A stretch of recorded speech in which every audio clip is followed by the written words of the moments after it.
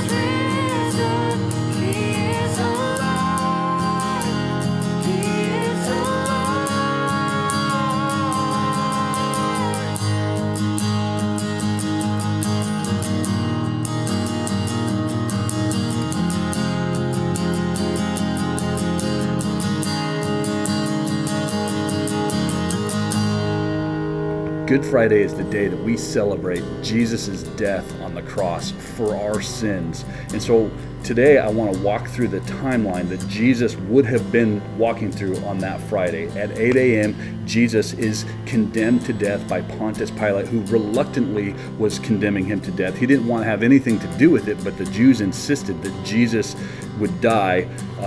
And so they released a prisoner instead of Jesus and put Jesus on the cross. And that was at 8 a.m., 9 in the morning. Jesus is crucified. So he's convicted at 8, 9 o'clock, he's crucified. They nail him to a tree. Jesus taking the place of a murderer by the name of Barabbas. And on that cross, he's also taken the place not only of a murderer and a sinner and Barabbas, but also he's taken the place of our sins, literally on that cross in that moment. And by noon, at 12 o'clock, God sends a darkness to cover the whole land, and it's just dark. As Jesus is dying on the cross, as his son is dying on the cross, he sends darkness to cover the land. At 3 p.m., Jesus gives up his last breath. He says his last words. And in that very moment, the veil in the temple is torn. The veil that separates the Holy of Holies, God's presence, and us, people, humans, in this holy temple is torn in half, symbolizing that now and forever that our relationship with God can exist because we're no longer separated by sin. That penalty has been paid. And by 6 p.m. in the evening, Jesus' body is taken to a borrowed tomb and placed in the tomb. This is not such a good Friday for Jesus. And I've often sat and tried to imagine that timeline, tried to imagine the agony and suffering that Jesus went through because of my sins, because I'm the one that placed him there. And in his last breath, Jesus cries out from the cross, "It is finished," confirming in that very moment, confirming that God has accepted Jesus' death on the cross as penalty payment for our sin. The wages of sin is death, and Jesus died for our sins on that cross. Christ's death is the reason that God can forgive us and still remain a just God, incapable of being in darkness or in the presence of sin.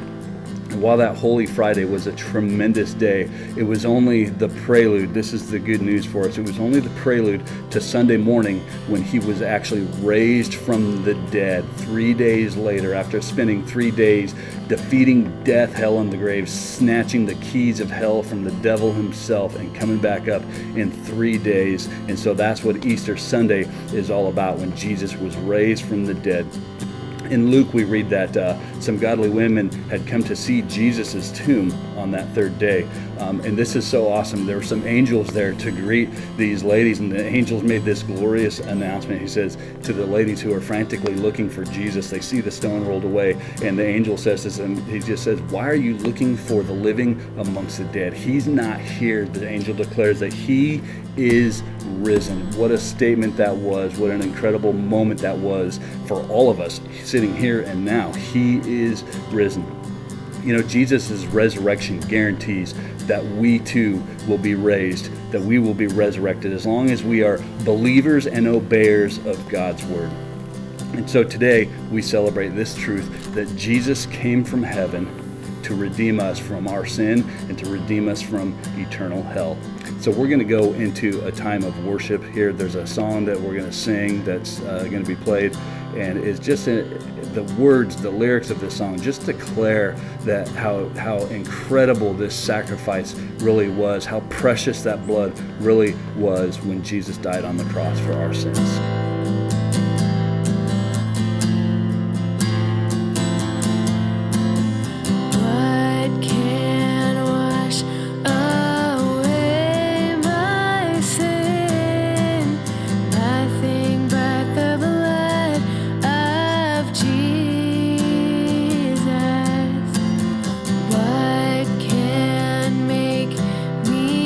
Whole again.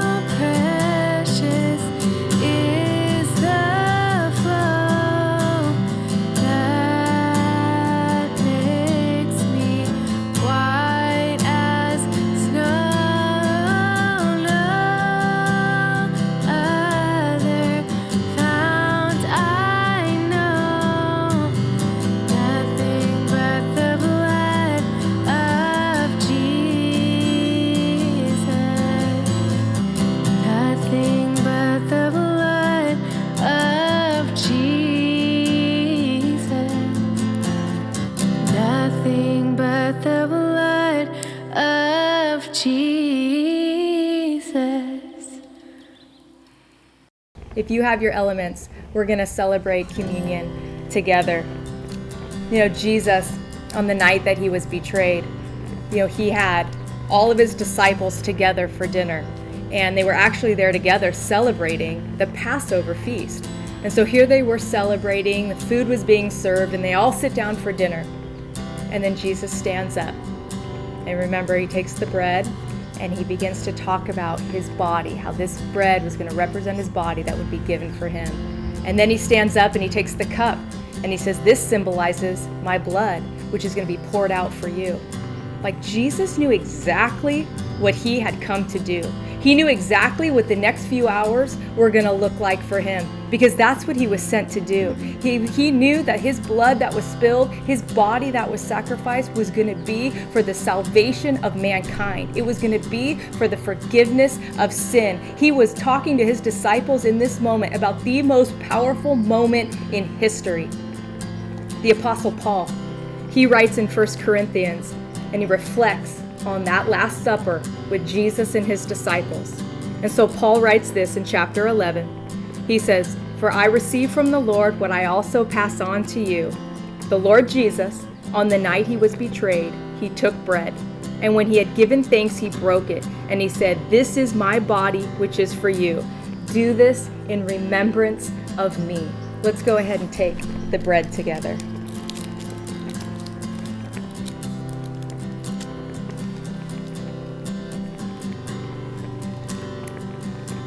He goes on to say, in the same way, after supper, he took the cup, saying, "This cup is the new covenant in my blood. Do this whenever you drink it in remembrance of me. For whenever you eat this bread and drink this cup, you proclaim the Lord's death until he comes again." Let's go ahead and take the cup together.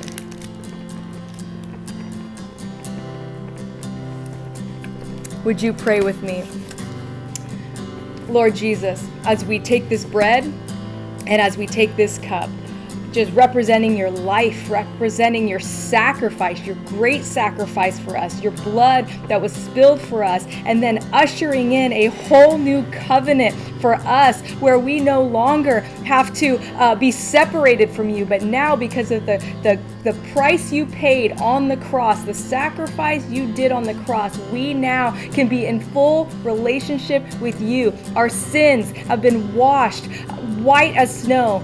Our sins have been thrown as far as the east is from the west. God, you, there on the cross that day, your death gave me life. Your death, there is so much power in what you did for us on the cross. Because of your blood shed for me and your body given for me, I can now be free from the penalty of sin. I can now be free from the power of sin. It has no more power over us. You conquered sin, hell, death, the grave. You did it. There is power in your blood. There is deliverance in your blood. There's victory in your blood. And so, Lord, today on this Good Friday, we slow down and we remember your great sacrifice for us. And we remember all that it means for us today. We get to live in victory because of your sacrifice on the cross. And we give you praise. God, I pray each one of us as we celebrate communion today, it is us proclaiming once again, you are King, you are Lord, you are Savior, God. And we give you our lives in Jesus' name. Amen. Oh, precious is the flow that makes me white as snow. No other fount I know, nothing but the blood of Jesus. Nothing but the blood of Jesus. Man, it's so good to get together, to worship together, to remember God's goodness together. You know, we're really looking forward to Easter Sunday. We're going to have our regular service time at 9 a.m. And again, you can find us on YouTube or Facebook. We'd love to chat with you online. So we'll see you guys on Easter Sunday. We love you and we pray God's blessing over every single one of you and your families. God bless.